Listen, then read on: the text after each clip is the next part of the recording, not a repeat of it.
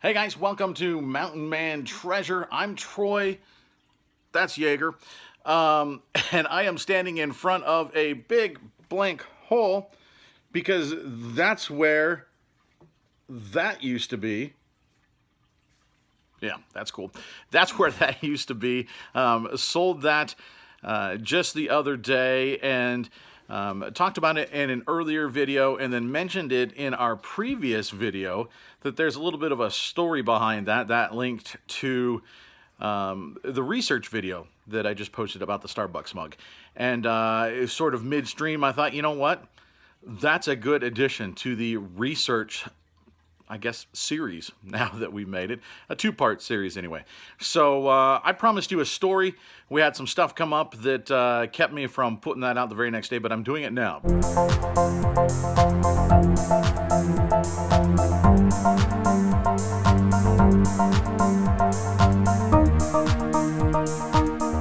Okay, so story time. And how does this relate to research, selling a clock, right? Well, okay, here we go. I saw a posting for an estate sale. So I thought, you know what, I'm going to check it out. And they thankfully had a lot of pictures. So was scrolling through the pictures because that's important, right? That's where the research comes in. A lot of times you go into sales, you've got no idea what's there. And you kind of either have to decide to go slow and be methodical, or you have to just sort of be a tornado and sweep through everything, hope you find the good stuff, and then get out. Well, when there's pictures posted, that's perfect because you can research before you even get there. And number one, you know what they have. You know if it's even worth going. And you know the kind of stuff, because not everything's going to be in the picture, but you get a good idea of what they've got.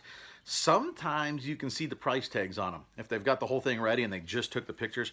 So you can get a good idea of kind of what they're thinking as far as price goes. But what you can do is at least comp the stuff. Sometimes it's too small to see in pictures, it's too small to get specifics, but you can get a good idea. So I was flipping through all these pictures. I saw they had a lot of just kind of knick-knacky stuff.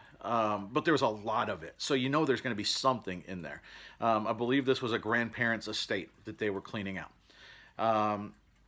But I saw up in the very top corner of one of the photos, I'd pull it up, but the ad's so old it's not going to be on there anymore. In the very top corner, way up there, it was not the subject of the photos, but you could see that clock that we ended up getting. And I know advertisement stuff sells, and advertisement stuff sells well. That was clearly an old clock. So I sent her a message on Messenger, and there were a lot of pictures, and it was in September, so it was getting late in the garage sale season. There wasn't much going on, and so anybody looking for any sales was probably going to be at this place. So I sent her a message, and I actually went back and I found these messages, and I'm going to put up a couple of them. Let's put them up over here. I think we can put them up over here, just to kind of show you the conversation. But just initiated the conversation saying, hey, look, I get it. You're probably getting a lot of messages, but I'm going to add to it if that's okay. So it's sort of apologetically stepping in saying, hey, is that clock for sale? I asked that because I saw it. I knew it was advertisement. It looked cool. And I just wanted to get an idea for what they're selling it for. Because there were no exact comps on that, but looking at dairy stuff has done well for me. The few collectible milk, cow, dairy type stuff I picked up has sold pretty well. There is a collector's market out there for it. So I thought, you know what, it's unique. I'm going to check. And the comps showed that old wall clocks with advertisement like dairy, ice cream, milk, that sort of thing, sold for a couple $100. So, I thought, let's see, what does she want for it? And initially she came back and said, yeah, most clocks are $10. I thought, okay, we got a home run. This is fantastic. I'm going to buy it. Now, I actually had already committed to helping out, to volunteering at the YWCA, where you were doing some stuff around their place. And so I wasn't going to be able to get out of there, I thought, until about noon, 1 o'clock. As it turned out, we got out a little bit earlier than that. But I was anticipating not being able to get there till late. So that's another reason why I was looking at stuff ahead of time, because I wanted to know exactly where to go in the house to find what I wanted. in case it was still there. And so in our conversation, she says, yeah, it's most stuff's about $10. Well, then she came back. I said, and I told her, I said, you know what? I'm not going to be there till later. Hopefully it's still there. Thanks for the information. And then she said, you know what? I've been corrected. Is it, she wasn't sure which clock I was talking about. She said, is it the light up clock with the advertisement on it? And I told her, I said, I'm not positive if it lights up. It's hard to tell from the photo, but I think that's probably it. And she said, well, we've got that clock. We were hoping for $50 for it. And she said, we also have a matching milk crate. The old milk boxes that used to sit on the step that the milkman would put your stuff in, the insulated box. They had one of those. Basically kind of said, you know what, I'll cross my fingers. I've got something going on, but hopefully it's still there. And then I asked her, do you take just cash? Or is it, because some places now they've got the little square and they'll take your card. And I wanted to be sure we were prepared when we went into this thing. And she said, cash is preferred, but they take a check. I said, okay, well, then we're good. And then I kind of thought about it, and I thought, you know what? Why don't I just send her a message and see if she'd be willing to sell it for me, or sell it to me right now. Let me see if I can just buy it, and she can set it in the back with a sold sticker on it. Because this is one of those situations where they clearly had a lot of stuff, and I thought, well, maybe she just wants to get rid of stuff. And if she knows for sure that, hey, I've already sold something and this thing hasn't even started, maybe she'd be okay with that. It's all she's going to do is say no. Right? And I'll say, okay, well, I'll see you tomorrow. Hopefully it's still there. And so we got into this conversation and asked, what do you think? Could I buy it now? And came up with a bundle deal. I said, hey, you got that milk crate. I would do it now. I will give you the cash tonight. This is the night before the sale. This is Friday night. I said, I'll pay you now. Throw that crate in and we'll do $50. And she said, okay. So she sent me her Venmo, the little QR code thing.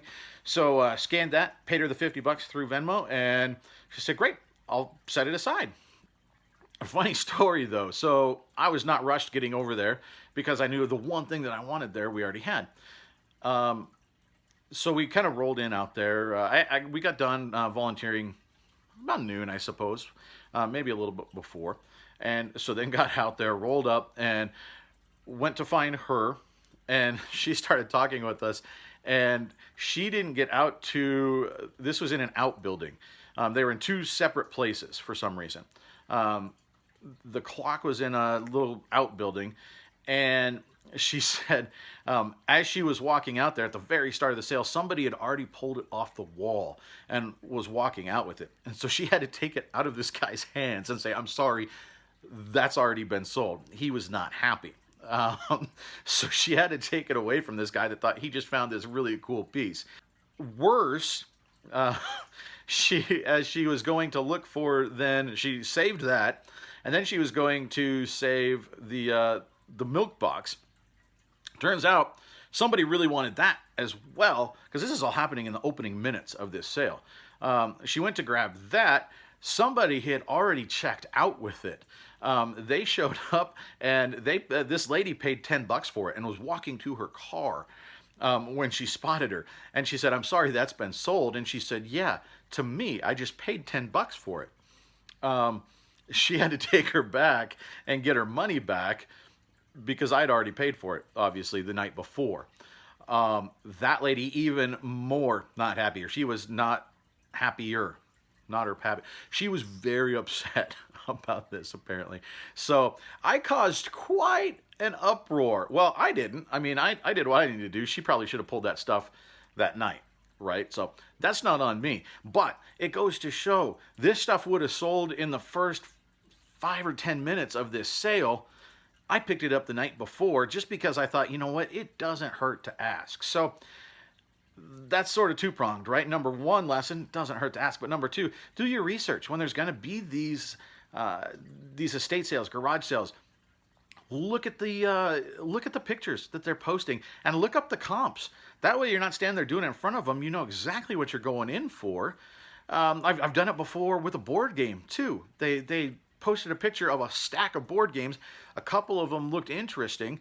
Turned out one of them was probably like an $80 or $90 game.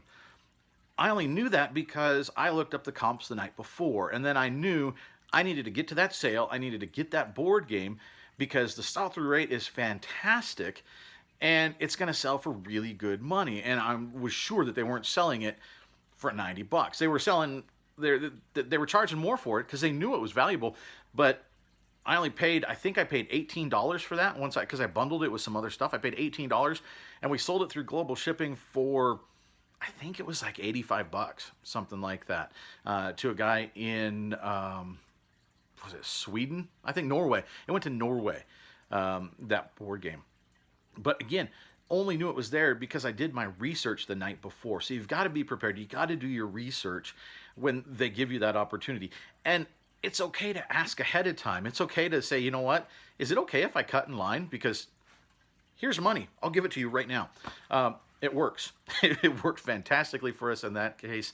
And now that clock is on its way to California, where the new owners are going to happily hang it in their living room, and they're very, very excited to be getting this. So that just a little lesson for you, a little lesson that I've learned and thought I would pass it along. I appreciate you sticking around for part 2. And coming up, I think probably at some point this weekend, we've got a little bit of a thrift haul. So we're going to go through some cool things that we found at 2 different places. We went to a little church. I call it the Little Old Lady Church Store. It's actually called the Bargain Basement. It's run by a church. It's like a consignment shop. People bring stuff in, and the church gets 50%, and the consigners get 50%.